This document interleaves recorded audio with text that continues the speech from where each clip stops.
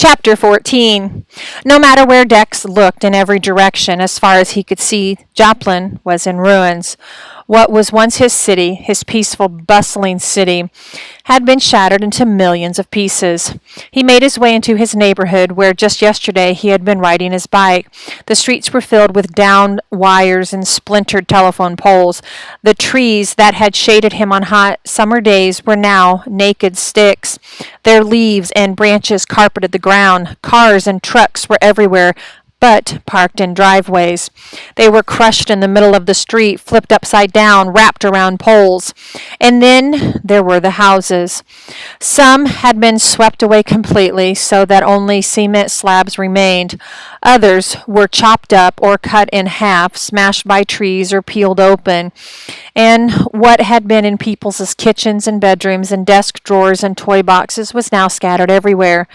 Someone's family portrait, smudged with grime, smiled out from under a pile of plaster and jagged glass. A page from a children's book blew through the air like a dead leaf.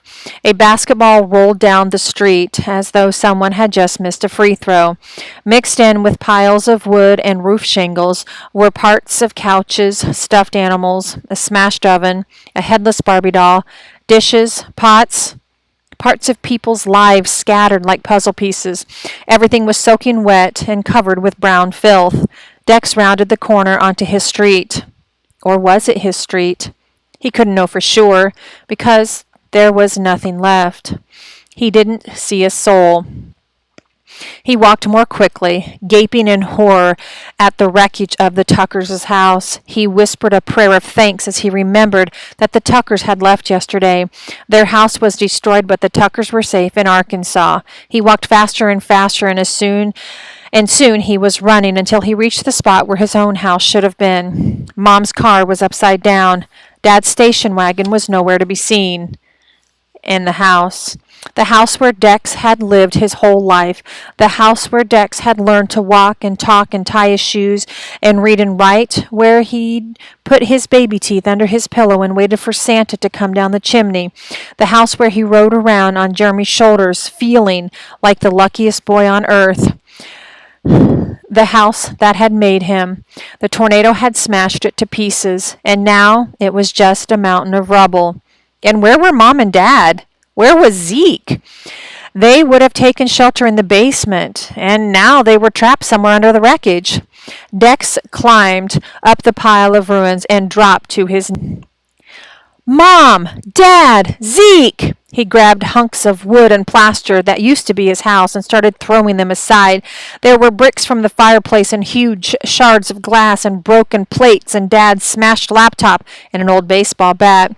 His whole body shook with sobs as he tore away the wreckage, desperate to reach his family. He barely noticed that a huge nail was stabbing into his knee and that both of his hands were dripping with blood. Don't quit. Don't quit. Don't quit. And then something touched his neck, something warm and slobbery. Dex spun around. He looked up, and there was Zeke standing behind him, balanced on a wooden beam. He stared at his dog, his beautiful, ugly dog who was soaking wet and covered with dirt and grime, whose tongue was hanging out of his mouth. Where had he come from? Zeke licked Dex again. Dex threw his arms around his dog, burying his face in his filthy fur.